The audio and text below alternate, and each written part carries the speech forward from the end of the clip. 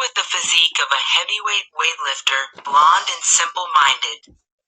This is Evgeni Stefanov, the married one, for people who know him personally.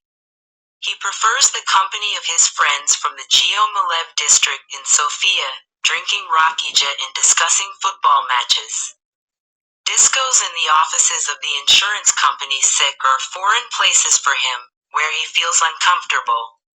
His dreams are limited to the idea of building a house with a swimming pool, where he can live with his family.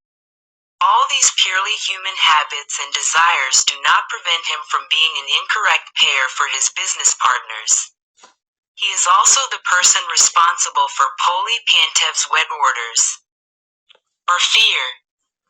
The wife is in 1992, Yugeni Stefanov, just a skillful thief from the capital's Geo-Malev district, who, however, never reported to the wrestlers.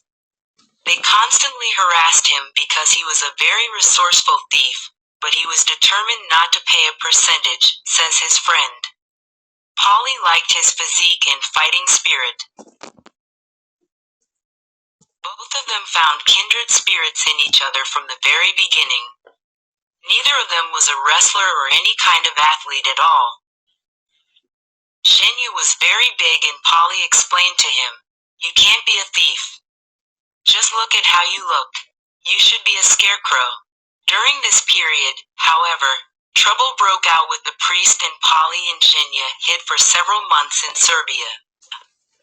When they returned, Jenya was already a different person, recalls a witness to the events.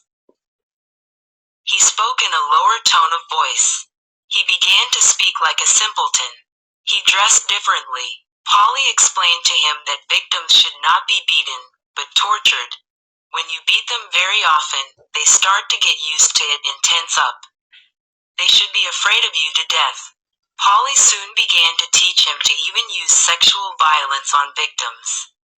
In early 1993, near the Bogrov Dams, he made a businessman, who had been abducted to his office on Shishman Street, make French love to him.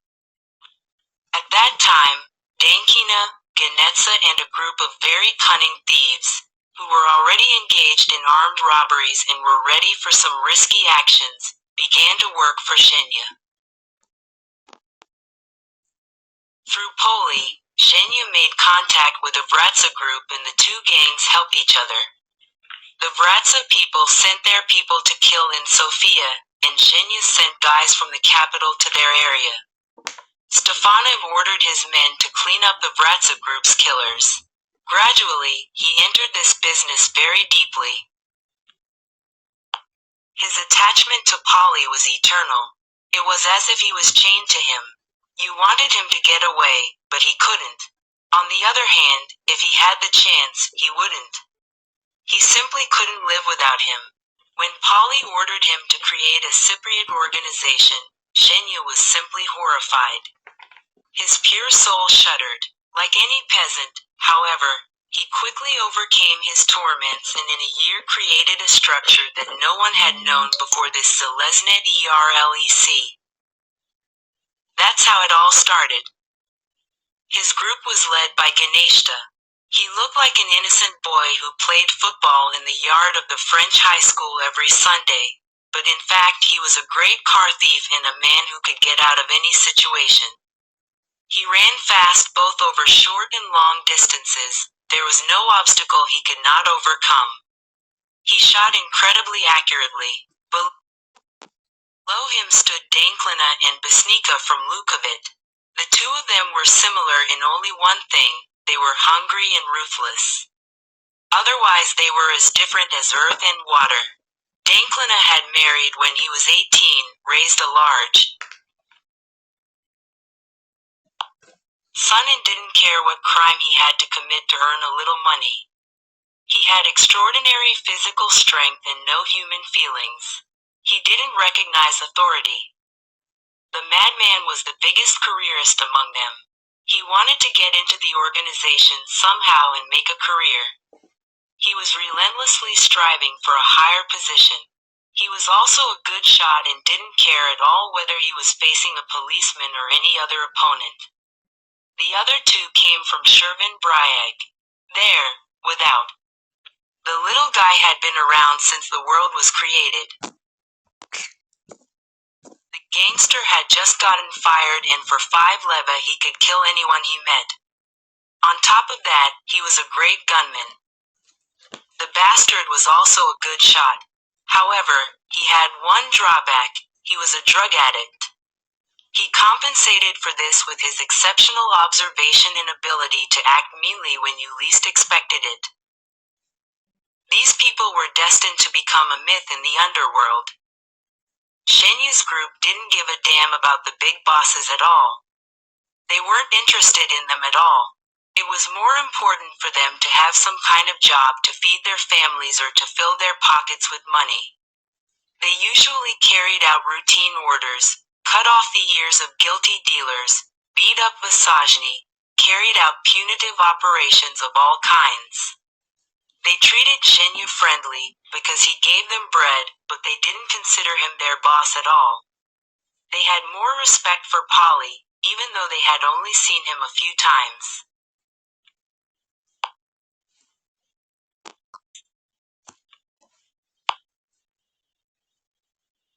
Polly had been looking for a private business for a long time, and before the places were filled, he looked at the gravediggers.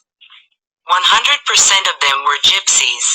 They ruled the cemetery parks, sucked on people's grief, and made good money. To begin with, he sent them his old friend Kiro Torika. He appeared before them in a suit, white shirt, tie, and patent leather caps.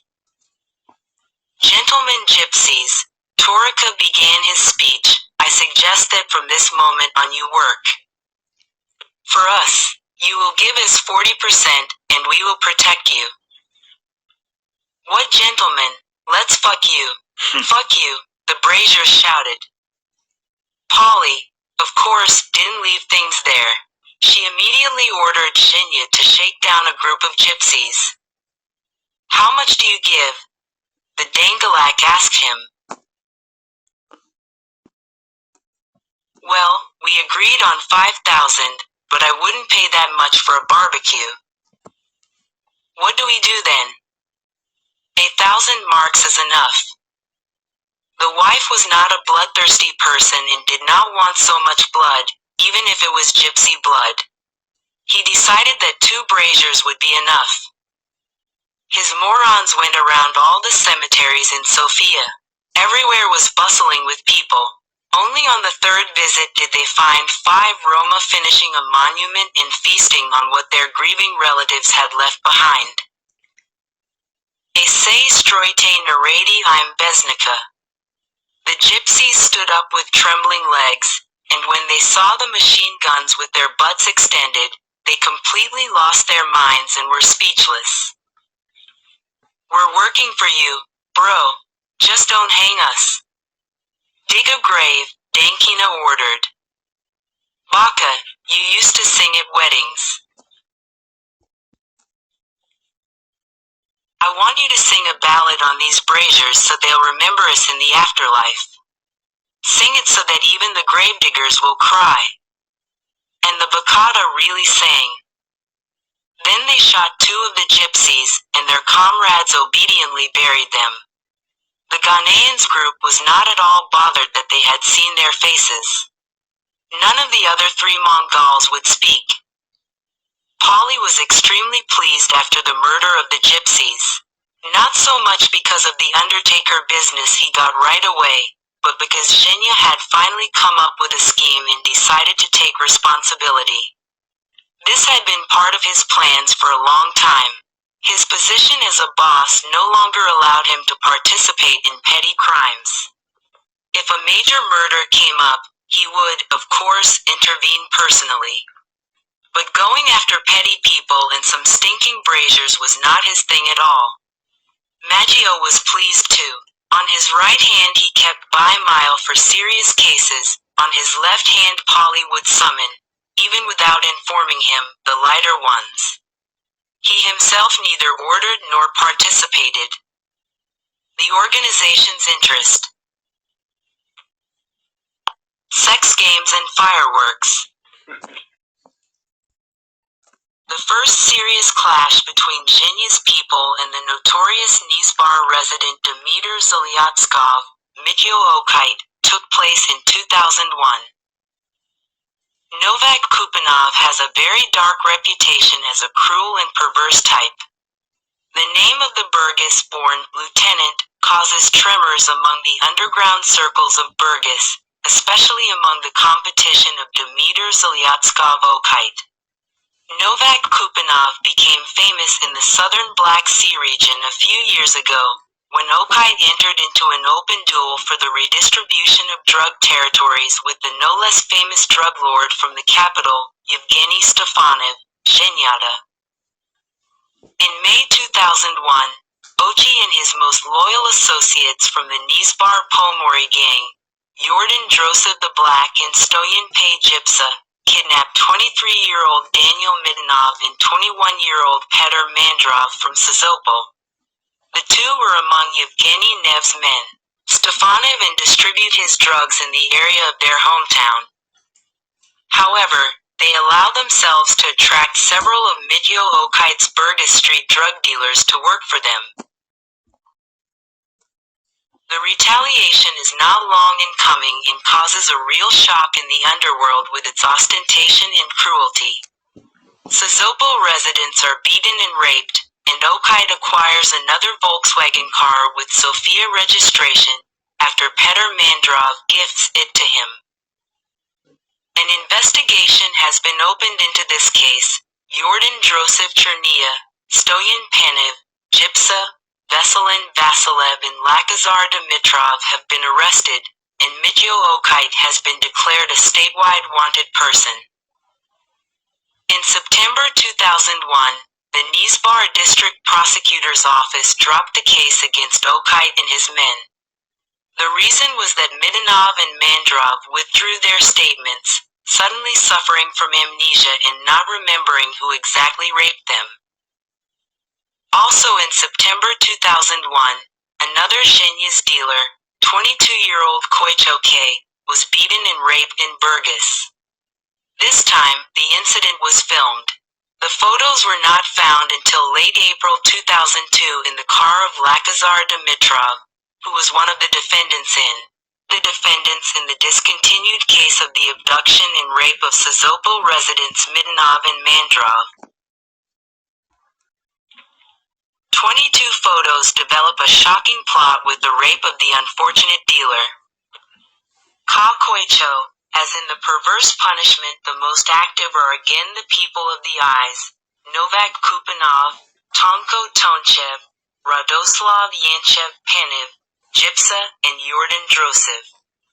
The tortures were carried out in an old house in the Gorno-Yezirovo district, rented especially for the purpose by Novak Kupanov, and in an apartment in the Medin Rudnik district in Burgas.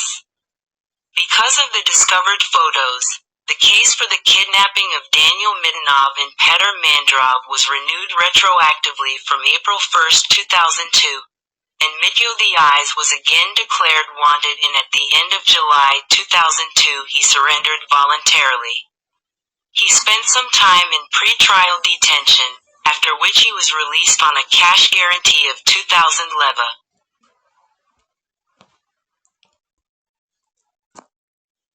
Meanwhile, Jenya's dealers continue to have a good time with unconventional sex. In the famous Panelka in the Medin Rudnik residential area in October 2001, another of Jenya's faithful men was unpleasantly surprised in the back. This time, Galen Pelivanov, the greedy one, is in the lead role in a video, shot with an unwavering hand by Mityo Okite's Homo Druza. During a search of the hangout, the police discovered several cassettes that are an honor for any local video library, both in terms of the performances and their 9-hour duration. The notorious rape case was sometimes started, sometimes stopped. In March 2004, it was almost ready to go, but just before the trial date, Mityo Okite fell ill with hypertension. The drug lord's notes continued until September 14, 2004, when He entered the court with his lawyer Ilyan Vasilev. Ultimately, the case against Mityo Okait and Stoyan Panev, Jinsa was dismissed, and the part of it for the remaining three defendants Lakazar Dimitrov, Veselin Vasilev and Stoyan Todorov was returned to the Nizhbar District Prosecutor's Office for the preparation of a new indictment. Meanwhile, for better or worse, Petr Mandrov, who had suffered through the criminal procedure, went to prison. The other hero in the sex story disappeared without a trace. And for Novak Kupanov, who was considering an agreement with the prosecutor's office, the fame of the cruel punisher who had brought more than one enemy dealer under the rainbow remains. After the series of sadistic sexual punishments inflicted by the people of the eyes, there's talk in underground circles that Jenya may be slow, but he does not forgive the pranks on him and his people. He is quite cunning, very cruel and loves fireworks. Just 10 days after the prank with Galen Pelivanov the Greedy, on November 9, 2001, a powerful explosion exploded on Otets Paisi Street in Nizhbar. Mityo Okait's wife Tanya, her brothers Slavcho Daraliv, and security guard Nikolai Bachvarov the Barrel died on the spot. The bomb, planted in an old Shigula, was intended for the boss of the Nizhbar Pomori Mafia, but he miraculously escaped death. 4 days later, on November 13th, Stoyan Dimitrov Tolupa, Petko Petrov and Karap Pagosian, all three from Burgas, Nikolai Ganev from Yambo and Ivan Rybov from Pomori were arrested. Tolupa was charged with being the guarantor, and the others with organizing the attack against the eyes. The police have resolved the case.